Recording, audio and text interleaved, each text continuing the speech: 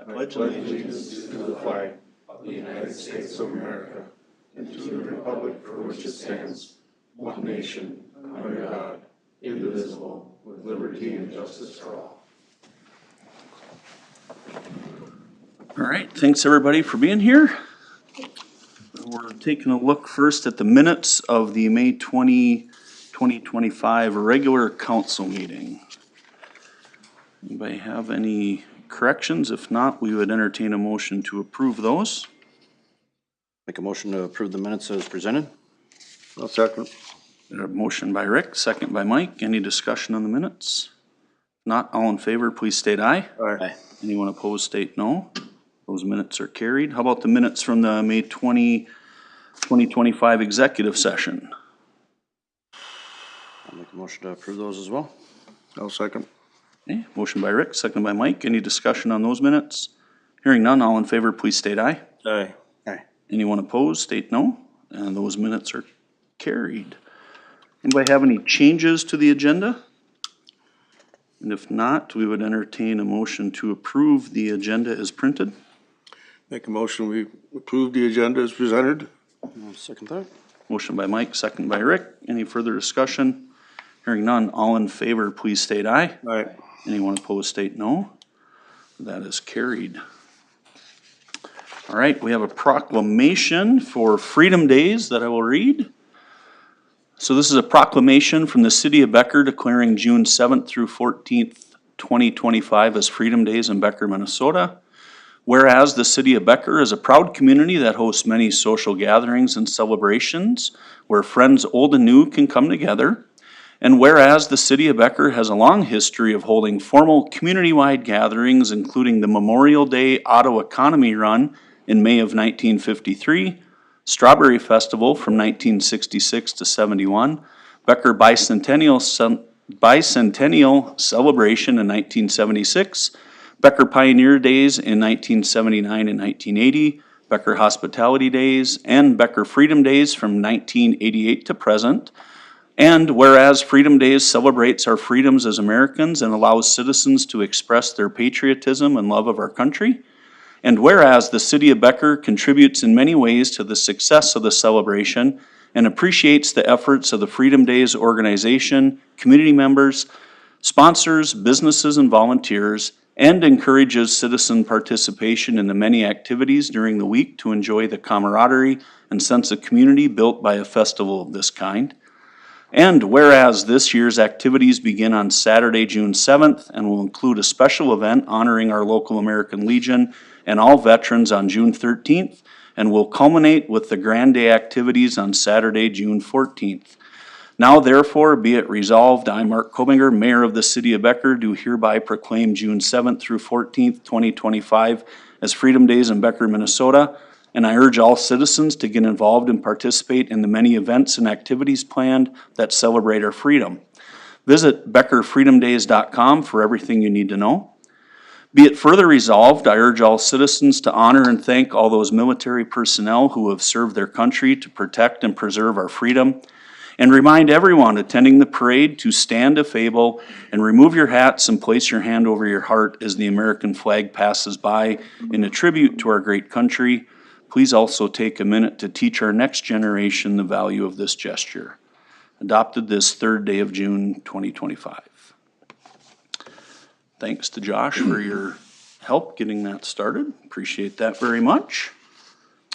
All right, guests in open forum. Is there anybody here tonight who would like to speak to the council? All right, we'll move on to number 8.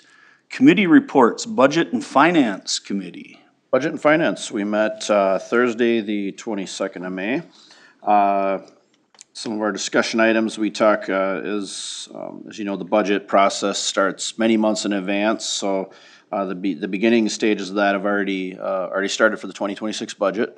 And so we talked about some of the budget assumptions where you just kind of start talking, you know, this would be at the 100,000 foot level, as you say, as you kind of narrow in as we get down through the year. We start at the 100,000 foot level and certain assumptions of with things where you don't know that you're gonna, health insurance, stuff like that, where you don't have those prices locked in yet, and you're just kinda, okay, we think it's gonna be 8%, you know, that kind of thing, and what does that do to budgets? And some of the legislative changes that are coming, that'll be rolling out January 1st, that are gonna affect us pretty good, so.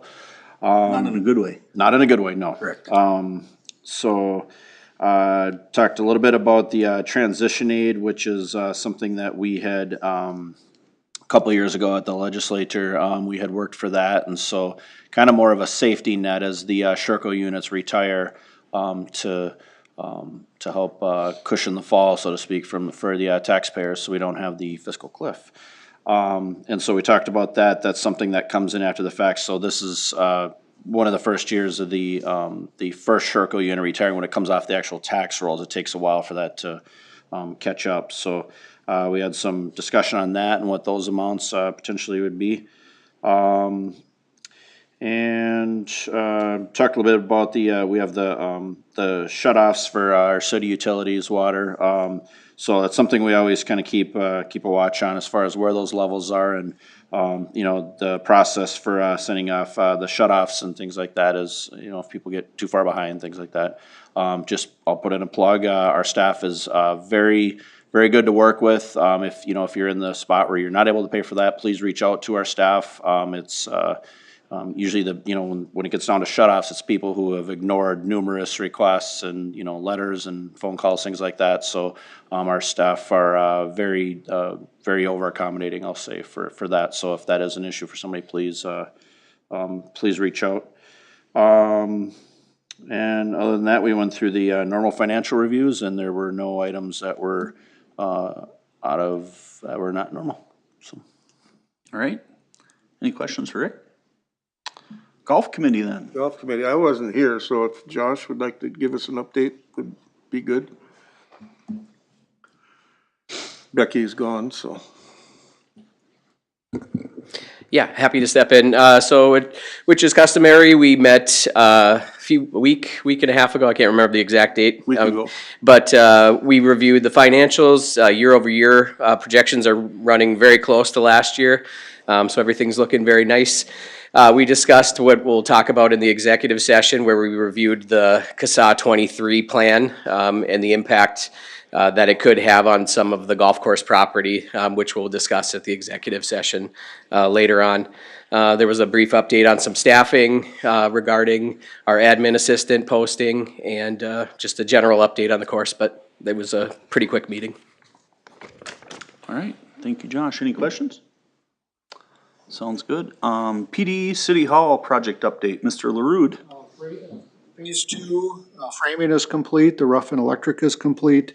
Sheet rock will start on Thursday, and then that big concrete poured wall was removed this weekend, so that's all done. So it's moving along quickly. All right. Any questions for Greg? All right, let's move on to number 9, board committee and consultant reports. Letter A, the Unified Development Ordinance and Official Zoning Map Adoption. Mr. Sanders. Thank you, Mayor and Council. On the agenda tonight, we have the Unified Development Ordinance. One thing I will say, since we don't have a 4 out of 5 vote, we need 2/3 majority. We are changing some residential to mixed use, which involves a commercial component. So under statute, we need to have a 2/3 majority vote for that. So, but I think we should still have Mike present here and go through that so that you know what's going on with the UDO, but we'll seek to table that ordinance adoption to the next meeting. So, but I'll turn the time over to Mike and let him kind of run through that and take it from there. Sounds good. They have it in their packet. Oh, they do?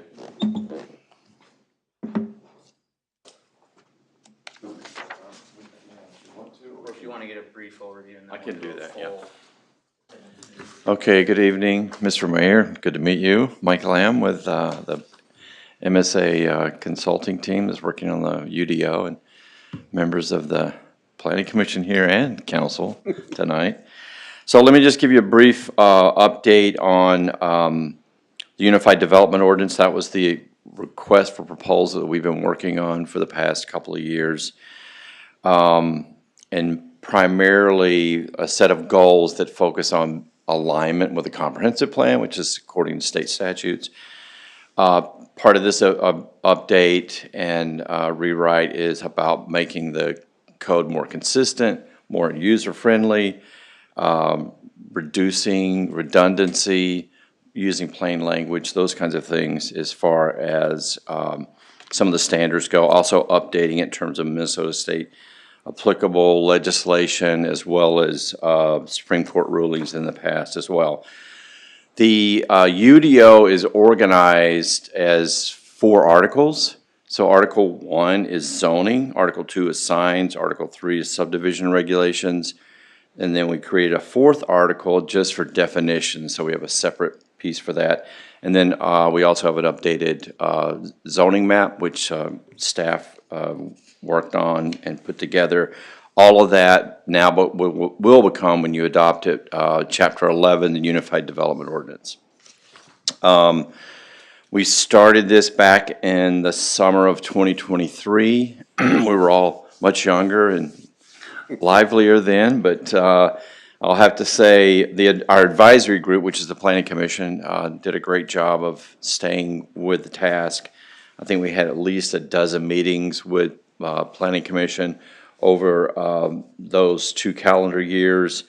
Also had a set of public open houses in March 26th, 27th of this year, as well as some other public input opportunities along the way as well. We made a number of changes to zoning districts, and that's one of the things that Jacob's referring to is we did create a couple of new mixed-use districts, reduced industrial districts from 3 to 2, so we kind of streamlined that. So that's in your packet, and you can take a look at that. All the district standards that we put together are what we call a 2-page spread. It's 2 pages, pretty much about 90% of what anybody would need to know as far as updating, developing, building. All the urban standards are in a handy, easy-to-read table, and we also have graphics that suggest and show how building and site relate to each other. The other thing we did for the Unified Development Ordinance is we put all of the permitted, conditional, interim uses in one handy table. It's up kind of near the front of the code itself, the zoning Article 1. So that has everything. If you're looking for a use and where it would apply in a certain district, it's all right there in one location. Updated signs, graphics, some of the performance standards for signs as well, and put a little bit more specific graphics together for how signs should relate to buildings and shop fronts and those kinds of things. Same thing with subdivision regs. We updated those in a number of places, added some graphics to help people understand some of the common terms and relationships. And then Article 4, all the definitions from everything in the code and the subdivision regs are put in one location alphabetically, so it'll be easy enough for staff to make changes or edits. And as occasionally state statutes do change definitions, so that's all handy in one location. Again, I mentioned the zoning map, which is city staff has all put together, did a really nice job with that. So in summary, we've got some general updates that relate to new standards and what's allowed, updated dimensional and urban standards that are graphically communicated. For residents, staff worked on some updated residential driveway standards and trailer parking, and that was something they've ironed out a bit there. I won't go through all these bullet points, but on the business side, a little more flexible use and regulations related to a couple of mixed-use districts, like the T-Town district, which is back up the street here. That's a more compact, specific area, and it has very specific standards just for that historic area. So, and like I said, we had a Plan Commission hearing May 19th. Was that what it was? May 19th. And so we're here tonight, June 3rd. And with that, I will turn this back over to Jacob, and unless you have any questions. Any questions? Mike? All right, thank you very much. Thanks for letting us call a little bit of an audible on this one, so. I think what we'll do is we'll have, Mike come back at the next meeting and MSA to do a little more with the visuals and stuff with the whole council, should they all be here.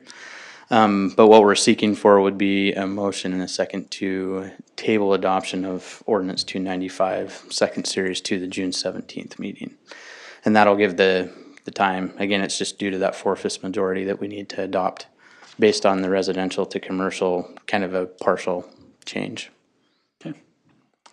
I would make that motion to, table this meeting, or table this, item to the, June 17th meeting.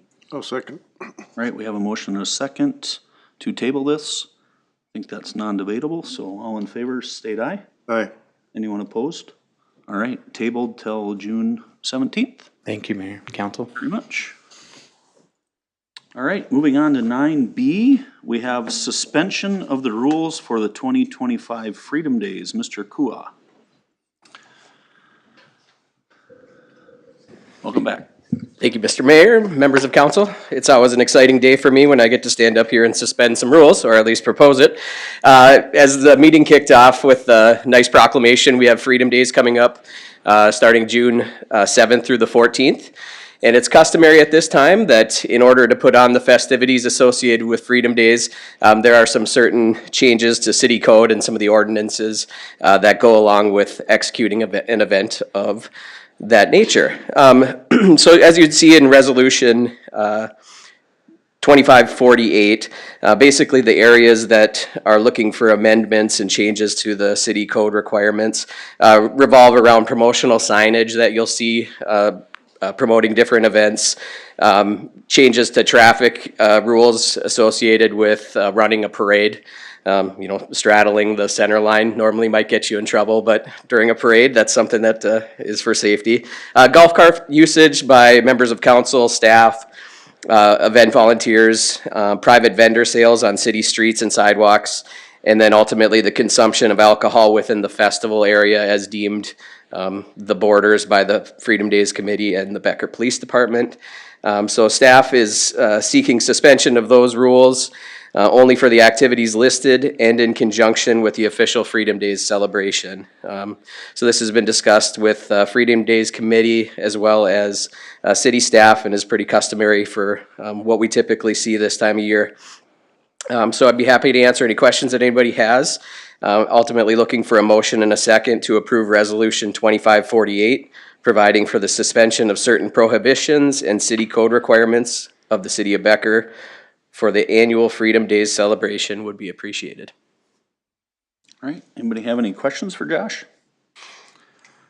No, it's pretty much what we've done every year. I kind of like the idea of writing tickets in the parade, though. What kind of money could we bring in on Yeah, that? revenue generation. Surprise!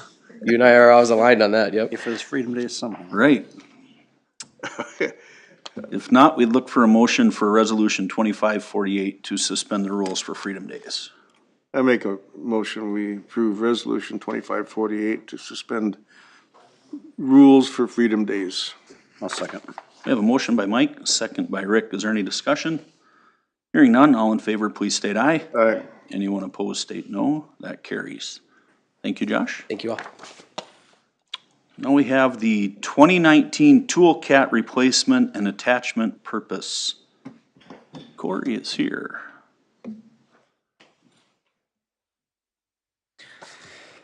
Good evening, Mayor, Council. Before you tonight, I have RCA and Resolution 2547 for the replacement of our current Public Works 2019 Bobcat 5600 Toolcat. The Toolcat is a pretty crucial piece of equipment in our fleet. The replacement life of this equipment is 5 years. We do have this budgeted for replacement in our CIP. I received quotes from Farm Right Equipment of St. Cloud and Swanston Equipment of Alexandria. Farm Right's equipment, Farm Right Equipment's quote was $73,485.40. Swanston's was $73,000. $263.91. Farm rights was slightly more expensive. However, the level of customer service that we currently get from their parts and service department at Farm Right greatly outweighs the initial purchase price difference. As you can see from the included quotes, pricing came back very favorably for this purchase. With that in mind, we'd like to ask for the trade-in and replacement of our current Bobcat V plow used with the new toolcat and the purchase of a trencher attachment that will both be well utilized in our department. The equipment purchase of the Bobcat has been discussed with the Public Works Committee. The committee supported bringing this in front of council for consideration, as it would fit our needs well while being financially responsible. The purchase of a new toolcat, proposed attachments, and both trade-ins, being the V-plow and our current toolcat, bring the total purchase price to $52,625.44. Our CIP currently has $70,000 budgeted for this replacement. I'm asking for a motion and a second to approve Resolution 2547, allowing staff to proceed with the replacement of the 2019 toolcat number 3846 with V-plow and trencher attachments as outlined in the RCA for a quoted price of $52,625.44 and a price not to exceed $58,000. That's equipment cost plus a 10% contingency. If you have any questions, I can answer them now. Anybody have any questions for Corey? All right, thank you very much. Thank you. So we'd be looking for a motion on resolution 2547. I make a motion for resolution 2547 for replacement of the Bobcat toolcat I'll second. All right, and the equipment. all right, we have a motion by Mike, a second by Rick. Any discussion? Hearing none, all in favor, please state aye. Aye. Anyone opposed, state no. That carries. Look, he was already sitting down before the, That's right. Confidence. Call him back. He didn't drop the mic though, so we appreciate that.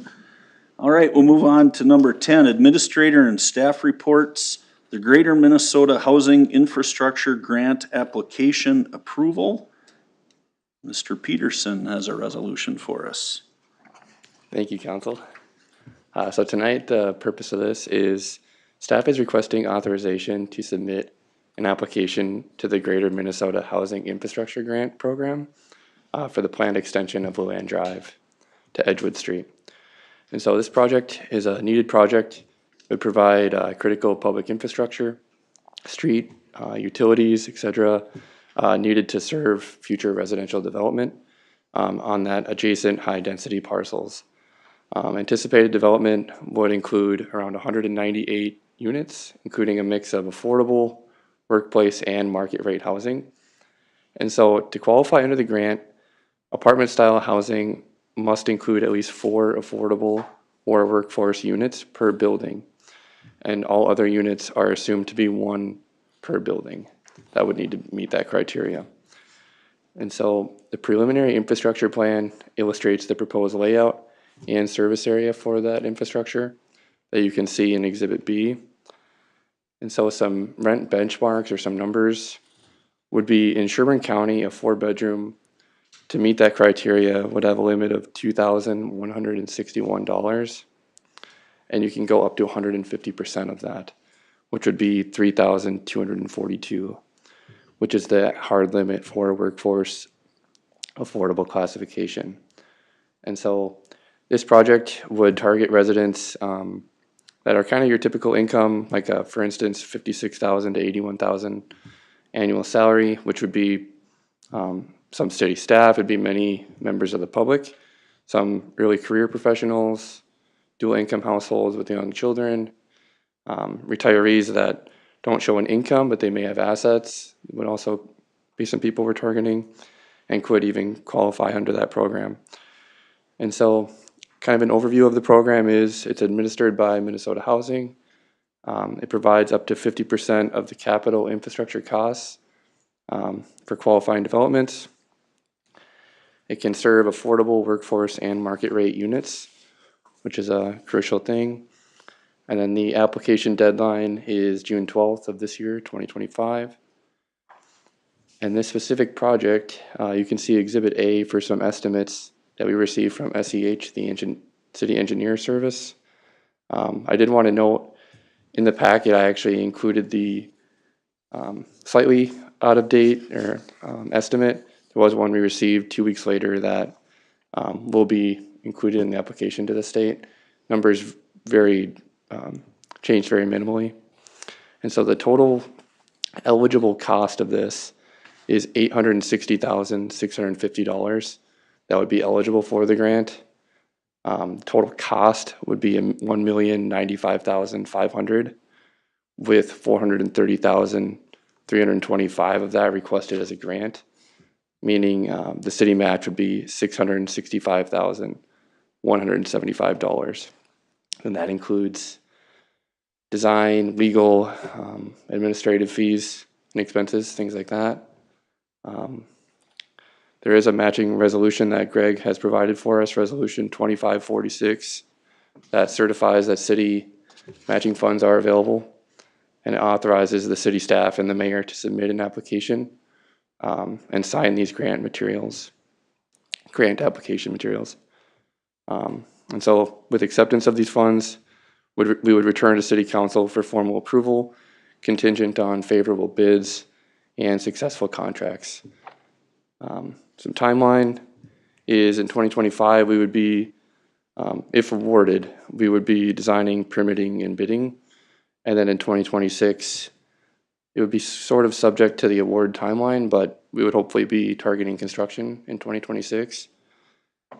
Currently, the application's about 90%, maybe even more complete. Staff would just be looking to make maybe some minor adjustments prior to submitting next week to align with kind of the grant program's guidelines. And so that's kind of a lot of information about it. With that, staff would be looking for a motion to adopt Resolution 2546, which would authorize the grant application, certifying the availability of matching funds. And then also, we'd be looking to authorize city staff to submit an application to the Greater Minnesota Housing Infrastructure Grant Program for the Land Drive Infrastructure Extension Project. And I can stay in for any questions. Thank you, Austin. Anybody have any questions? So this is just a grant application, and then if we did receive anything, it would come back and we'd have a lot of more steps before. Correct. Yep. City staff would ultimately be looking for some guidance from you if we did get the award on that. All right, any other questions? Not, we'd be looking for a motion on Resolution 2546. Actually, I think we had to do 2 steps, I think, on this one. Oh, do we? Yeah, I think there is 2 actions on that one, I believe. So we gotta get my authorization to submit it. And then we have to do the resolution. Oh, saying we sure, have the okay. money. So first we need a motion to authorize city staff to submit the application for the Luann Drive Extension Project. I'll make that motion. I'll second. Okay, we have a motion by Rick, second by Mike. Any discussion? Hearing none, all in favor, please state aye. Aye. Anyone opposed, state no. That carries, and then we need, the resolution 2546 authorizes the grant application and certifies the availability of city matching funds. I'll make that motion as well. And I'll second. All right, motion by Rick, a second on Mike. Any discussion on that one? Hearing none, all in favor, please state aye. Aye. Anyone opposed, state no. All right, that motion carries. Thank you, Austin. Thank you. Thank you, Member Hendrickson, for the clarification. Next up is the proposal for the Code of Ordinances.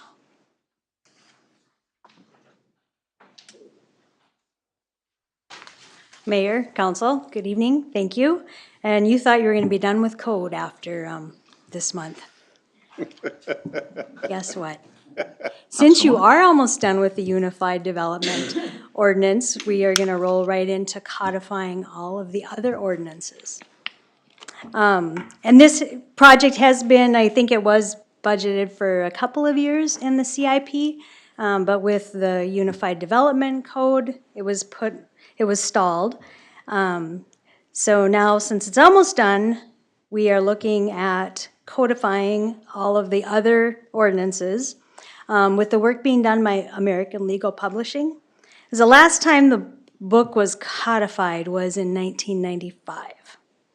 So what American Legal Publishing will do is they will go through all of the ordinances, make sure that they align with state statute, renumber them, just reorganize them so it's in a easier format, and then we can move forward with any new ordinances also. So the price that they are charging for, or the quote was for $9,975. If it does go over, their expected pages is 400. So if it does go over that, there's a percentage, or 475 was what 475 pages is what the quote covered. There is a one-time setup fee for an online version, and that's $695. And then to have American Legal host the code is $595 a year. And with that hosting, that is only for informational purposes. The ordinances as they passed become the written or printed version that goes into the paper. That's the official version. So whatever is on the hosting site is for informational purposes. American Legal will be the only one that will make changes to that host site. We'll have a link on our website to American Legal's website, so people can do all the searching through that. They do backups off-site via their IT people, and we don't have to perform any applications for audit logging or anything. We can request once a year who does that. But American Legal would be the one that would go in, do all the changes. We have it set up that once a year they'll go in, we'll provide them all of the ordinance updates, and they'll provide us a new printed copy and update their hosting site. Does anyone have any questions this evening? So once a year, is that gonna be enough? I mean, I know we don't, we joke about chapter 11 every other time, but, that'll hopefully be, coming to rest here, but how much was it for him to do it, say quarterly? I don't remember, like to make quarterly updates or something. I don't remember the cost. What we would do, is we'd have this code link on our page, right? Code of Ordinances, and you'd have an American Legal highlighted, which would take you out there. Also on that page, though, we would list all of the ordinances. They would be printed there in full that were passed but not yet codified. And so it seems to work pretty well. We can certainly do it more often. Both Shannon and Warren and myself and Malacca used American Legal, and that's how we did it. And on January, early January of the next year, they just go download the ordinances. They're sitting there on the website and they codify them. So the ordinances are available? Always available, Okay, yeah. yeah. So I would suggest we do it annually. If we start seeing we have issues, I'm sure it's something we can always add in the future. Okay. You could do it on a per time basis too, but now all of a sudden you're getting multiple pages multiple times a year. And it becomes more of a headache on the paper side. On the online version, it becomes pretty easy, but the paper side gets a little. Yeah, I guess I was more thinking of just the online version, but that was, cause I would think that, most people we used to have the code books, they're like that, we'd always get with our council packets every month, we'd get our pages, we had to update, and, I gotta think that, people would search it, if they were gonna look, one of those things, you don't need it until all of a sudden you wanna look up what a fence, whatever, you wanna search something, and, that's where you're gonna go, so, I guess the only thing I just wouldn't want them to have inaccurate information, so I wouldn't be more or less referring to the printed, but we wouldn't be doing that all the time, but, okay, we can, I guess if we wanna start with a year, and then we can make the decision if it's. Cause if it's online anyway, as long as the information's available, it doesn't, I don't see why it has to be updated more than once a year. Is there gonna be a banner or something on the website telling people, right, this is informational only, be sure to check for any revisions in the past 12 months or whatever? Yep. And thank you to staff for, contacting the vendor, with the technical questions there, so, appreciate it. All right, any other questions for Shannon? If not, I think we're looking for a motion to codify the ordinances for an amount not to exceed $12,000. I'll make that motion. Now we'll second. I have a motion by Mike, a second by Rick. Is there any further discussion? Hearing none, all in favor, please state aye. Aye. Anyone opposed, state no. That's carried. Thank you. Thank you very much. On to number 11, we have the consent agenda. Mayor Colbinger, City Council members, items for approval on tonight's consent agenda include the revised hiring and termination report, approving change order number 8 for the Police Department City Hall project in the amount of $14,649.85. This is $111 less than what was included in the agenda. There was a miscalculation on the part of the architect, so they sent the revised one out. The online and permanent agendas will be edited to reflect that change.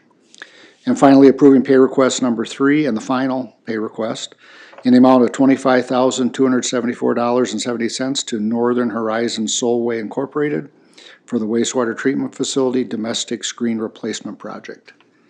I'll be happy to answer any questions. Do we have any questions? Chris, how do you like your new screen? Failed for the first time today, but other than that, it's been really good. All right. We're pushing it very hard, very good catch, and we found its limit. All right, well, you Other got than that's been working very well. fantastic. All right. Any other questions on the consent agenda? If not, we would Make a enter. motion, we approve the consent agenda as presented. Second. Motion by Mike, seconded by Rick. Is there any further discussion? Hearing none, all in favor, please state aye. Aye. Anyone opposed, state no. Consent agenda is approved. Payment of the bills. Motion to pay the bills? Second. Motion by Rick, second by Mike. Is there any further discussion? Hearing none, all in favor, please state aye. Aye. Anyone opposed, state no. The bills are paid. Couple anniversary announcements. So at the golf course, our hospitality supervisor, 4 years, Natalie Schaffen. 3 years, our police officer, Tristan Mello. And 3 years, a maintenance worker at Public Works, Kyle Winkleman. Congratulations on those anniversaries. Anybody else have anything to come before council tonight? If not, we would entertain a motion to adjourn. Motion to adjourn? Second. Motion by Rick, second by Mike. All in favor, please state aye. Aye. Anyone opposed? Meeting's adjourned at 5:38. Do we want to break or do we want to roll right into, Keep it rolling. let's roll right into the executive session then.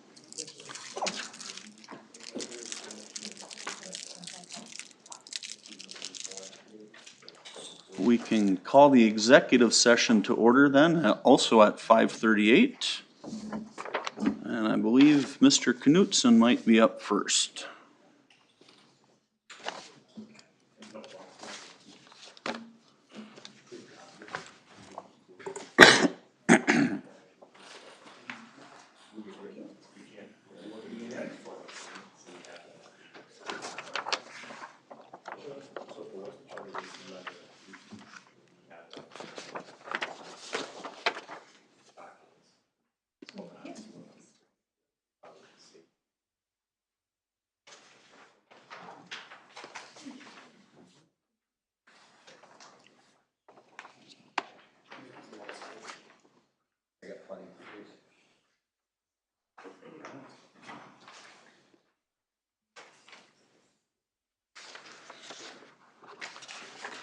All right, just handing out some maps for you guys to take a look at. A lot of talk has been around Edgewood Street and CASA 23.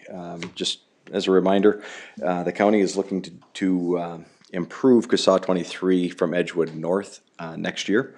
They're still in the design phase. The map that you're looking at, the front page map, the pink shows the proposed trail as it comes in. As a city, we reached out to the county knowing that this was on their project. We're proposing to look at Edgewood next year for reconstruction as a city. It'll be our first MSAS project and street design, so we're excited about that, but it also needs it because of the traffic there.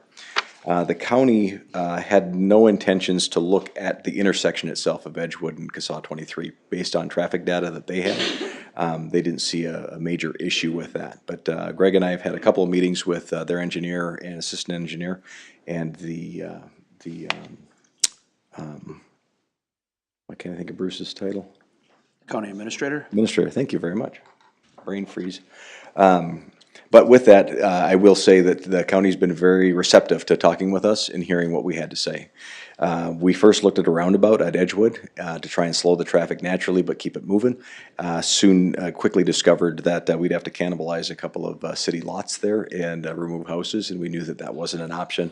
And as far as moving it farther north and east, we would be working with the township, and there's been a little resistance there, so we just said, okay, that's probably not the best move. What are our other options? So in working with them, what they've proposed or would consider if we would choose to do that would be what we're showing on page 2, which is what they call a green tea. It's healthy for you. Oh, wow. Wow. So anyhow, what it would do, it would take, so currently there's a center turn lane that goes out past Edgewood Street right now. It would basically take that lane and turn it into a left turn only, so you could enter onto Edgewood that way. The lane would actually continue further northbound, but it would take any traffic that was on Edgewood looking to go north, and it would take them into basically their own acceleration lane.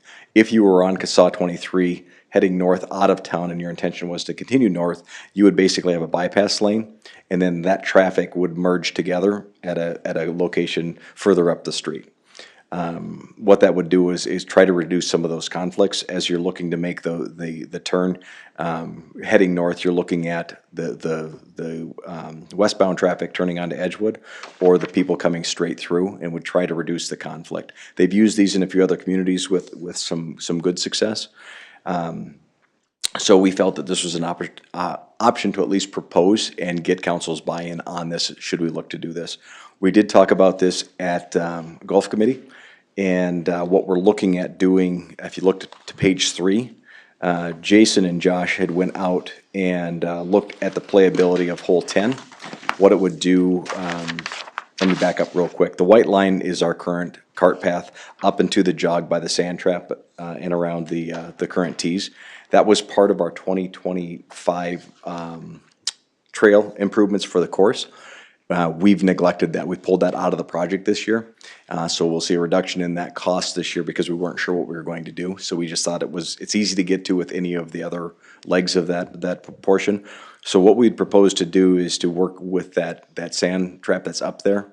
There's been talk about eliminating that or turning it into grass, and the possibility, and moving the cart path from the ditch basically, or the west side, moving it to the east side of the tee boxes, and reconfigure those tees a little bit, with the forward tee maybe being realigned as well because of the trees, and bringing it into play a little bit differently. So Golf Committee talked about it. Mike, was Josh able to connect with you outside of committee and look at that? Okay. So we've looked at that, so it's not a huge inconvenience, but we would look to propose that. If it's a safer move on the roadway, the golf course is looking to accommodate that, and it wouldn't be a huge hardship on the golf course to do that. So tonight, we're really here saying, we need to get back to the county, because they're in design phase on what that road's going to look like. We would anticipate that there's going to be some form of financial contribution that they would look to us for, potentially. We don't know what that is, but again, it's MSAS potentially because of the CSAH Street and Edgewood, how it would connect together. We're also working with them on some drainage onto the course, both here and further north. kind of by the Clitty Lake discharge basically, and bringing it into our ponds. We'll use that and try and work with them to help alleviate a problem, bring the water onto the course that we can use as part of our course amenities, and to kind of keep Pebble Creek running, so to speak, and bring that water back in and push it back up and start the process all over. So there is some benefits to doing that, so we'll play hard with that with the county and see how nice they play with us. To this point, it's been very good. The communication's been really good. So just want to get your thoughts on what you think about this proposed intersection and how you'd like to see it move forward. I don't have any problem with this, but I was by there just the other day, and where that path is, when cars come from the north and they turn onto Edgewood, they drive right over that walking path. Is there anything that, I mean, that's gotta be dangerous, cause if there's somebody coming on a bicycle, there's no way that they're gonna get out of the way. So where it gets a little bit messy is that bike path that's there currently is going to be addressed with our street project on Edgewood. Yep, we're gonna look at the whole thing. The primary thing, especially on Edgewood, is to bring that trail up to grade a little bit better. It's in the bottom of a ditch right now, so it floods. And also you're in the ditch until you come to an intersection, and then you pull up as a surprise to most people.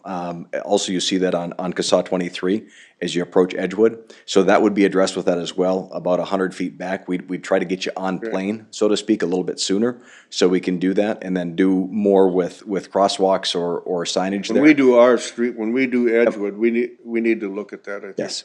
Just for safety purposes. Yep, 100%. I agree with that, and the county's aware of that as well, as we look at how that new trail would tie into that existing.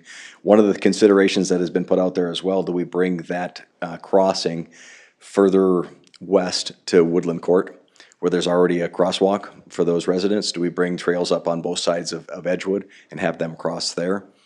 Getting people to do that, I don't know if they would or would not do that, but we're looking at every option, and that will be, you guys will review that when we look at plans and specs for Edgewood, because the trail will be part of that as well. Phil, this vertical purple line, you know, that comes down to the schematic. The vertical purple line, I'm kind of colorblind.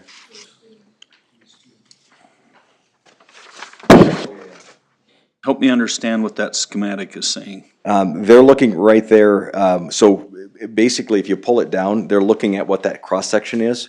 So the profile of the ditch, as that pulls out, the ditch is gonna be widened. But what they're trying to show us is that we're going to lose the slope that's there, so that's why we would look to either elevate that trail a little bit if we needed to, or pull that trail in.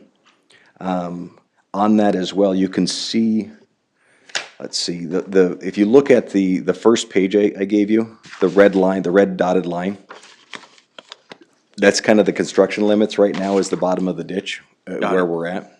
So that kind of correlates back in there. So they're showing those two profiles, that when they have to widen that, again, that's where we're trying to play nice with them to say, we've got some room over there for increased right-of-way, and we could work with them on that. Yeah, and I was gonna say the dash line is existing. Got it. Okay. Yep, that makes sense. So all of this that we're showing is all flat, correct? There's no raised curb or anything? Correct. It's all markings on pavement. Okay. Yep.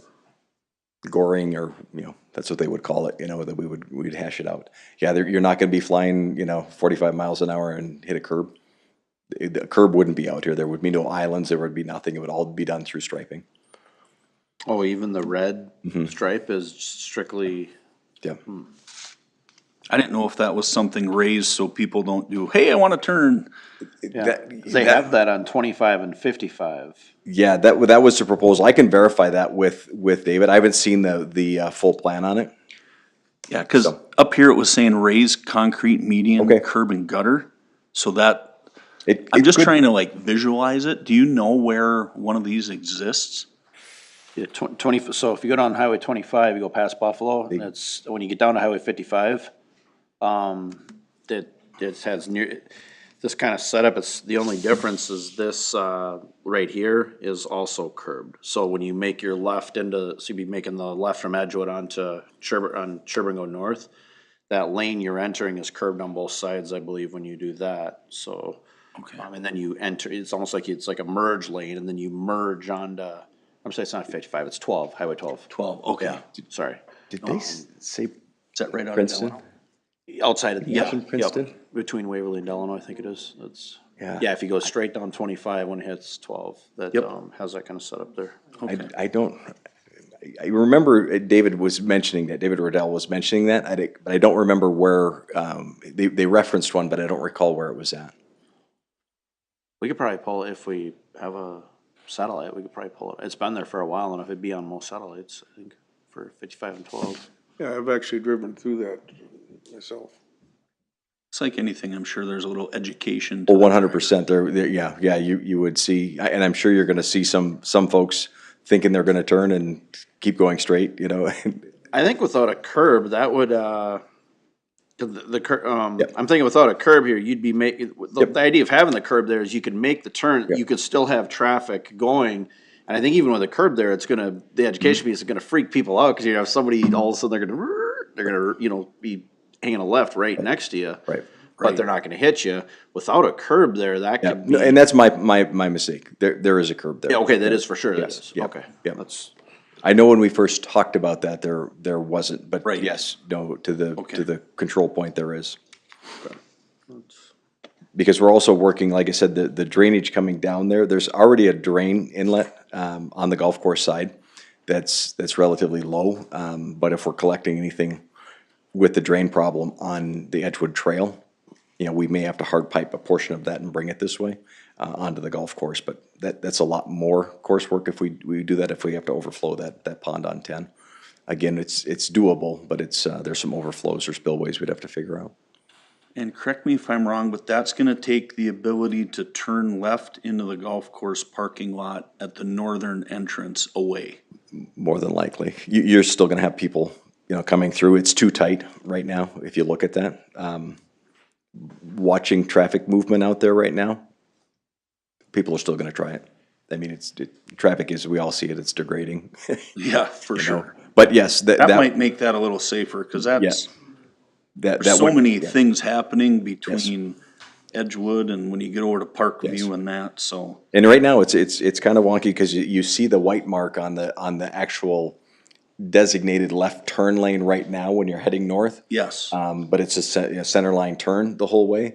So some people are trying to be respectful of the cars behind them on 23 and move into that center turn lane as people are coming southbound, turning into the, you know, so you see those conflicts already. yep, So to your point, that could, we could almost put that as a, you know, you're coming a right turn in or a right turn, or exit out of there only, so, I like that.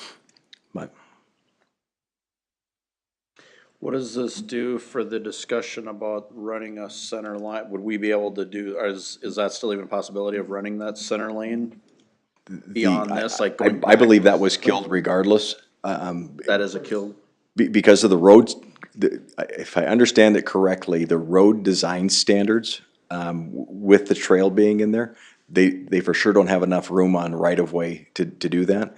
And the county has socialized that they're apprehensive to look to acquire additional right-of-way when a trail's involved.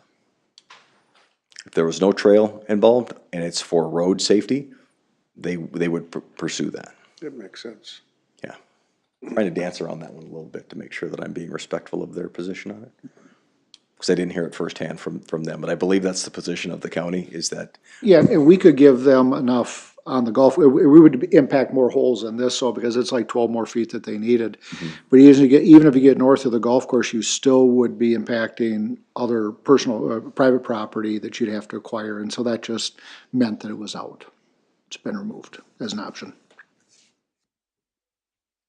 one of the big things too, it's not shown here because you can't see it, but when you're heading north, the hill is a little bit bigger than most people think.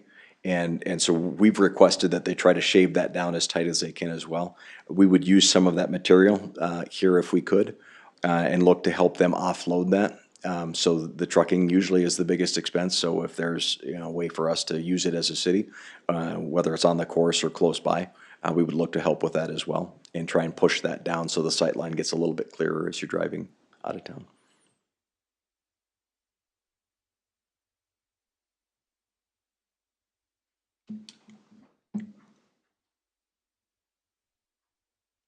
Makes sense. Can you plow it if that curb and stuff is there? I mean, it's not us. It's not us, yeah, I'm sure the, the plow drivers are gonna say Loving thanks.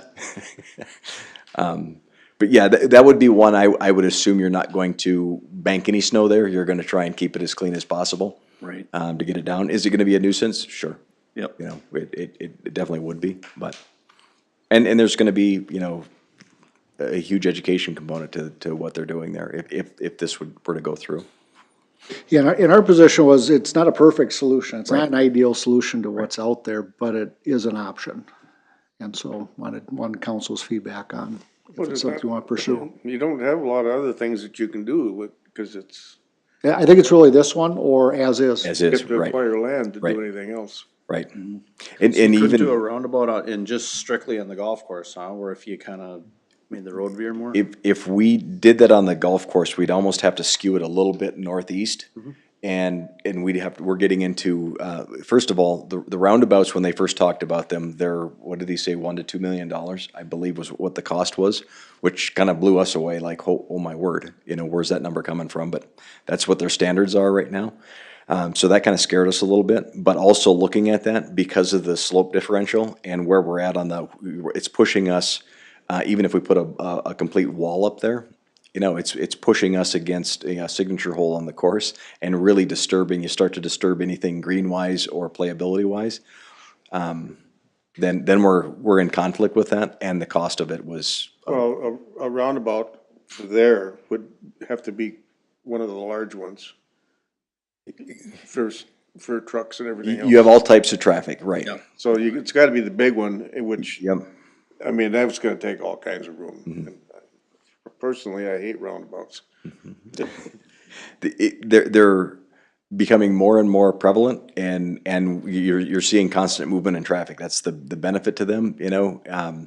The impatience at a four-way stop, or the lack of knowledge at a four-way stop. People sit and stare at each other until somebody starts signaling traffic is always interesting as well. But yeah, they basically ruled that out right away, and we didn't see a way to not totally screw up the golf course by trying to add that to it, because they made their position clear that they wouldn't work with the township property owner resident to try and acquire any of that stuff. Even if we said, if we initiated this, they'd just be like, we're not interested, so, which we respected that, so. And it looks to me like it's not pushing the southbound traffic really much closer to Edgewood than it currently is. Right. Because that's kind of a bad intersection. It gets it's really hard to keep that clear of ice in the winter. Yes. We will still try to work with that property owner on site triangles there if we can, even if we try to clear something up and replant if we needed to. That's a big oak forest there, there's a lot of deadfall there, to see if we can try and do something like that once we know what the final plans are. Same thing with the resident on the south. Yep. That one's been extremely difficult, but we'll keep trying. So it's a tough situation, and it's so heavily traveled. I mean, people use Edgewood whether they live in town or not. You see a lot of cut across traffic that gets out that way, so. Well, a lot of people that go to the golf course from there. Yeah, it's not one way or the other, you know, seeing traffic movements.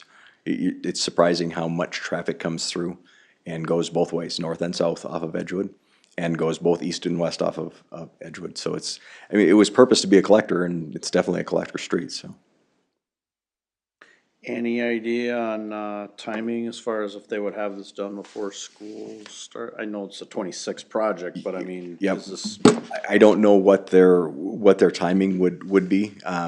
Obviously, once we get this rolling, I typically, the county's in a position, because they're so far out on their projects, that they're going out for bid yet this fall, or January, February, that they're actually seeking their bids to get things rolling and getting their contractors lined up that early. So we could formalize a better plan with them once we know what's going on. So that is the same thing, because they're proposed right now to replace the asphalt from Edgewood to Highway 10 in 2027 on this section as well. Oh, boy. Yeah. I know you don't know this answer, but I'm gonna ask it. Adding a lane like this, does it do anything to a possible future speed study? We talked about doing a speed study potentially after this goes into play. Sure. But we don't know what that impact would be, you know, where things are at, if people would speed it up or slow it down, and what the 85th percentile would look like. Right. After this. Looks to me like it would slow it down, if anything. Anytime you get stuff out there, right? Yep. Narrower lanes. You know, Yep. okay. Cause our current one that we requested to do with the county, that only goes, is it Third Street to Edgewood or that one? Yeah, they're not doing it. They declined to do a speed study, and they would wait, they would wait until after this gets completed. Yeah, there was opposition by one commissioner, I believe, and so they tabled the study for now. Yep.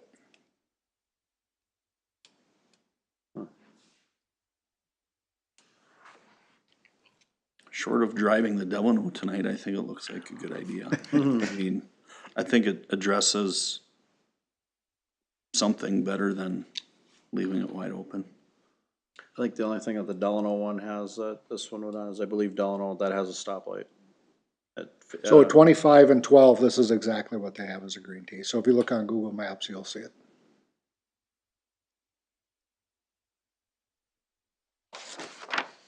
And we learned it's healthy. It's just a bonus. Dad jokes flying everywhere. They are. So consensus to, I mean, there's no formal action needed, other than we're just gonna give them direction that we would look to move forward with that. And Greg and I can work with Witter and Rodell to pursue that. Sounds good. Yeah, and again, just that we're on record, the county has played pretty nice with us on some of these things and are willing to sit down and invite us to meetings. We've been down to their public works meetings in big screen and walk through it all. So that's refreshing that we're just not getting the door closed on us and say thanks, but we're gonna do it. So good to hear on them, and we appreciate that, so. Awesome. Okay, thank you. Thank you. All right, roundtable. Chief update? Chris's first day will be Saturday. Mike will be done on Friday. On Friday, Mike. Yep. His last day. That's all I had. No, I asked my question and about Edgewood walking path. Yeah. I don't think I have much either. All right, anybody else have anything they wanna chat about? You're good, you sure? Chickens. Oh, gosh. More screen stories, Chris? Might create more work if I say. Motion to adjourn. We had a motion by Rick to adjourn. You gonna second it, Mike? All right, all in favor? Or no, we don't need to, never mind, we're adjourned. We don't even need a motion, we're adjourned. We're good.